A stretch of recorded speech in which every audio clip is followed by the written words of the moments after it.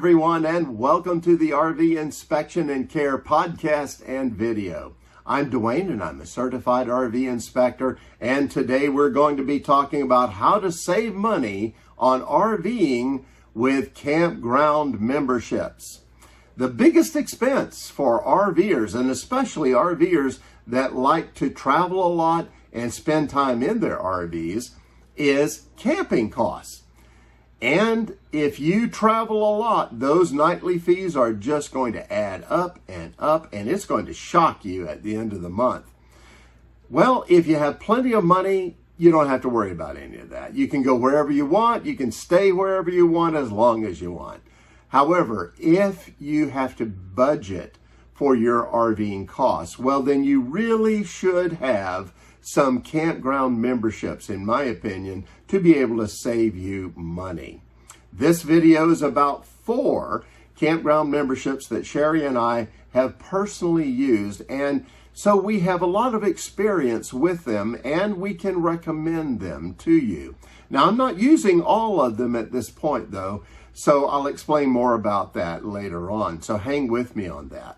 Number 1 on the list is a campground membership that I keep talking about over and over again, and there's only one reason why. Because it has saved us more money than anything else we have gotten for our RV life and adventure. And that is Thousand Trails. Now, I've made a couple of videos about Thousand Trails already that goes into a lot of the details about the program and what you can expect and how much it saved us and so on. So I'm going to list those and you can go take a look at them. But I've also created a web page that pretty much has all the information on Thousand Trails that I know. And if you got a question about it, it should be answered right there. I'll put links to all of those down in the description below the video and the podcast. So just follow those to get more information. But I'll tell you what I love about Thousand Trails more than anything else is the thing that never gets old is paying $0 a night for all of my water, sewer, electric use, all of that. $0 a night. I love it. Now, there are costs involved. That has to do with your membership that you buy and the annual dues. But you know, even with that, Sherry and I have done all the numbers. We run the math on it, and we figure that it costs us less than $3 a night for that membership. Well, I don't know how you're going to do any better than that for camping costs. It has saved us thousands and thousands of dollars. So I highly recommend it. Watch the videos, check out the webpage. I think you really will learn a lot by doing that. Then you can decide whether it's something that's good for you or not. Now, if you're a full-time RVer, if you're a part-time RVer, if you're a snowbird, these are great ways to spend money. It's not necessarily all that good for just weekenders. All right, let's move along to number 2 on the list. That's Passport America. Now, Passport America is a great little membership. It doesn't cost a whole lot, but it provides you a 50% discount on all of the parks and campgrounds that participate in their program. And that's a lot of them. There's thousands of them across the country. So especially when you're traveling, this is a great membership to have. Generally, it's only for one-night stays and things like that, but 50% discount, that's serious. Now, what is the catch here? Well, the thing to remember is that the discount is not always available. It's mainly available during midweek periods and during times where it's off-season for RVing. The weekends and the high season for RVing is often not available. However, if you're traveling at the right times, this is going to be perfect for you. We have used it over and over again. And let me say this, I have always saved money with this campground membership. It costs you a little bit to get into it, but it has come in handy so many times, and we've always saved more than it cost us. So I highly recommend Passport America. Let's go on to number 3 on the list. That's Harvest Hosts. And they are essentially a collection of businesses that allow you to stay on their property overnight while you're traveling through the area. And the great part about that is that because they're businesses, well, they're very often close to major highways where you're traveling. Very often they have very easy methods to get in and get out because, you know, they need to be supplied. So trucks are coming in and out and that kind of thing. If a truck can go in there, well, then an RV can go in there. And you get exposure to different things, different products, different businesses.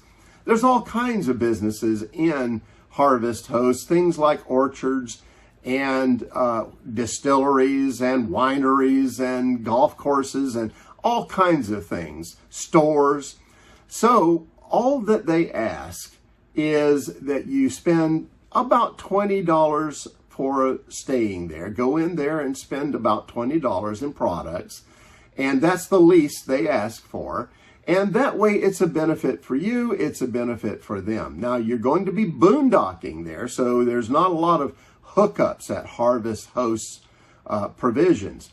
But still, that's pretty good. You get to stay overnight, you get to be able to sample new things and kind of have a little adventure while you're there.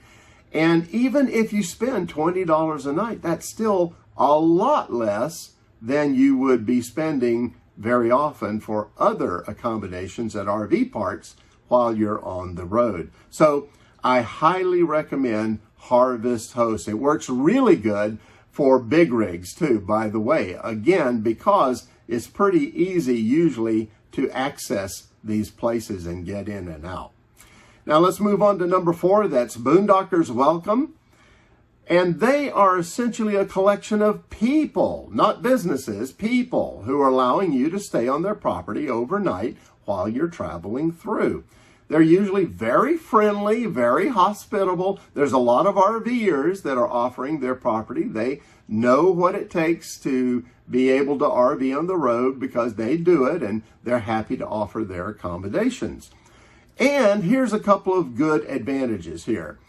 You can often stay more than one night at Boondockers Welcome. Many of the hosts will let you stay a couple, 3, 5 nights, sometimes even more.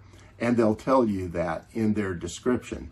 So that can be a great thing too. And it truly is $0 a night. In most cases, they don't really expect you to spend anything with them. Now, as the name says, it's boondocking. So there are some situations where you do have hookups, by the way, but in most cases, you'll be boondocking overnight. But really, it's kind of a great thing to be able to do. I know some RVers that really go all around the country spending nights at Boondockers as they go. Now, Boondockers Welcome is the one thing we don't use anymore. Why? Because we have found that it was great. We enjoyed our stays with the people there a lot. But because of the size of our rig, well, Boondockers Welcome locations can be almost anywhere. They're often away from things, way away from the roads we like to travel on. And getting in and out can be a little hairy sometimes when you have a bigger rig. So we kind of just decided to use Harvest Hosts instead. But if you have a smaller rig, anything that's normal size or smaller, well, then you're going to really enjoy Boondockers Welcome.